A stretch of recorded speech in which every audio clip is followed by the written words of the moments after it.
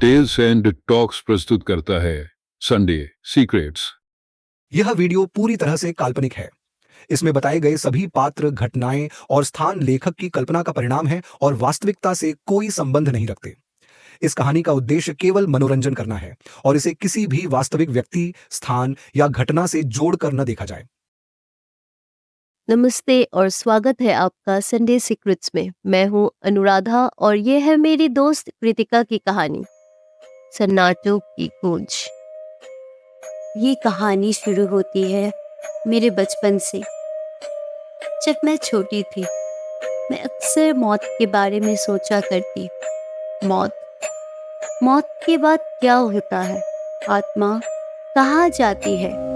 इन सवालों के जवाब पाने के लिए मैं अपनी दादी के पास जाती। उन्होंने हमेशा मुझे बताया कि जो लोग अच्छे काम करते हैं उन्हें स्वर्ग मिलता है और जो बुरे काम करते हैं उन्हें नरक। तो उनका क्या, जो लोग अचानक ही मर जाते हैं? एक गर्मी की शाम जब मैं करीब 10 साल की थी, तब एक दिल दहला देने वाली खबर हमारे गांव में आग की तरह फैल गई। खबर ये कि लोकल अखबार के ऑफिस पर कुछ गुंडों ने हमला कर दिया था। उस दिन करीब 4 लोगों की जान गई, जिनमें मेरे पड़ोसी आशुतोष बाबू भी शामिल थे। वो ज़्यादा मिलनसार व्यक्ति तो नहीं थे, सभी से कम ही बातचीत होती थी उनकी। आज स्कूल जाते वक्त भी आशुतोष बाबू से मुलाकात हुई थी। उनकी हड़बड़ाहट देख के लग रहा था मानो वो दफ्तर के लिए लेट हो गए हो। पर अब जब मैं उनका बेजान शरीर दूर से देख रही हूँ, मुझे एक अलग सा एहसास हुआ। अचानक मौत का एहसास कैसा होता होगा? उस पल उस इंसान के दिलो दिमाग में क्या तूफान उमड़ आता होगा? उनकी आखिरी सांसों में वो क्या सोचते होंगे? क्या उन्हें अपनी पूरी जिंदगी एक पल में नजर आती होगी? सुबह ही तो उनसे मुलाकात हुई थी और कैसे कोई व्यक्ति जिनसे आज ही मेरी मुलाकात हुई, कैसे वो बेजान सफेद कपड़े से लिपटा हुआ है। उनकी पत्नी और बच्चों की चीखें सुन मेरा दिल मानो टूट सा गया। वो लोग ये समझ नहीं पाए कि उनके साथ ये क्या हो गया।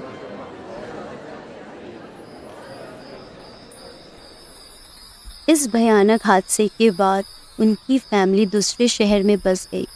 शायद इस घर से जुड़ी बुरी यादों को वो यही छोड़ देना चाहते हो। लेकिन आशुतोष बाबू की मौत की कहानी सबके जहन में जिंदा रही। कुछ लोग कहते हैं कि उनकी हत्या पूरी तरह से योजनाबद्ध थी, जबकि कुछ लोग इसे सिर्फ एक घटना मानते थे। धीरे धीरे अफवाहों ने जन्म लिया कि उनका घर भूतिया हो गया है। कोई भी वहां ज्यादा दिन तक टिक नहीं पाता था। मेरी दादी, जो भूत प्रेत पर विश्वास करती थी, उन्होंने मेरे हाथ पर एक ताबीज बांध दी। मैं भूत प्रेत में विश्वास नहीं करती थी, पर जब तक एक तूफानी रात ने मेरी सोच बदल नहीं दी।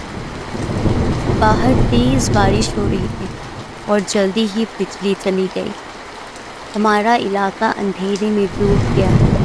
मेरी माँ ने कहा कि बिजली अगले दिन तक वापस नहीं आएगी। बोर होकर मैं उस खिड़की के पास चली गई जो आशुतोष बाबू के घर की तरफ खुलती थी। उनके घर से आती एक चमकती रोशनी ने मेरी नज़र पकड़ ली। ये देखकर मुझे हैरानी हुई, क्योंकि बिजली तो थी ही नहीं। मैं अपनी आंखें वहाँ से हटा ही नहीं पाई। फिर मुझे ऐसा लगा मानो वहाँ कोई खड़ा हो। मेरा दिल जोर जोर से धड़कने लगा और मैं खिड़की के नीचे छुप गई। डर से कांप रही थी, लेकिन जानने की जिज्ञासा भी थी। कुछ देर के बाद मैंने हिम्मत जुटाई और फिर से झांक कर देखा। साया खिड़की के पास आ गया था। उसकी शक्ल अब और भी साफ दिखाई दे रही थी। मैं चिल्लाना चाहती थी, अपनी माँ के पास भागना चाहती थी, लेकिन मेरा शरीर मानो एक जगह जम गया। मैं वहाँ खड़ी थी जब तक मैं बेहोश नहीं हो गई। जब मेरी आंखें खुली तो सुबह हो चुकी थी। मेरी माँ मेरे पास थी, चिंता से भरी नजर से देख रही थी। आँखें खोलो बेटा। धीरे से कहा। मैंने उन्हें सब कुछ बता दिया। मेरी आवाज कांप रही थी। उन्होंने ध्यान से सुना और फिर मुझे तसल्ली दी, कहकर कि ये सिर्फ मेरे दिमाग का वहम था। उनकी तसल्ली के बाद भी मैं डर को मिटा नहीं पाई। वो रात मेरे जहन में छप गई, एक ऐसा तजुर्बा जो मैं समझ ही नहीं पाई। क्या ये सच में सिर्फ मेरी कल्पना थी या मैंने सच में किसी को देखा था? सालों गुजर गए, मैं बड़ी हो गई, लेकिन आशुतोष बाबू के घर का राज मेरे साथ रहा। मैं इसे लॉजिकली समझने की कोशिश करती, सोचती शायद भी रोशनी का खेल था या मेरे बचपन के दिमाग का रचाया गया एक वहम। फिर भी जब भी मैं उस घर के पास से गुजरती तो मेरे रोंगटे खड़े हो जाते। गुजरते वक्त के साथ मैंने नए शहर में अपनी जिंदगी शुरू की। अभी भी जब मैं गांव जाती तो हमेशा उस घर के सामने खड़ी हो जाती, सोच में डूबी। वो घर अब भी खाली था, एक सन्नाटे भरे गवाह के रूप में। एक दिन बस जिज्ञासा के कारण मैंने उस घर को एक्सप्लोर करने का फैसला किया। मैंने उस घर के मालिक से संपर्क किया जो उसे बेचने की कोशिश में था, लेकिन कोई खरीदार नहीं मिल रहा था। उसने मुझे अंदर जाने दिया, शायद सोच रहा था कि मेरे कारण उसके घर की भूतिया रेपुटेशन खत्म हो जाए। मैंने दरवाजा खोला, देखा घर धूल से ढका हुआ था। ऐसे लगा मानो वक्त वहां थम गया हो। कमरे की हर एक चीज मानो मुझे अपनी दास्तां बयां करना चाह रही हो। आखिर मैं उस कमरे में पहुंची जहां मैंने वो साया देखा था। वहां एक अजीब सा सन्नाटा था। मैं वहां खड़ी थी, उस रात को समझने की कोशिश करती हुई।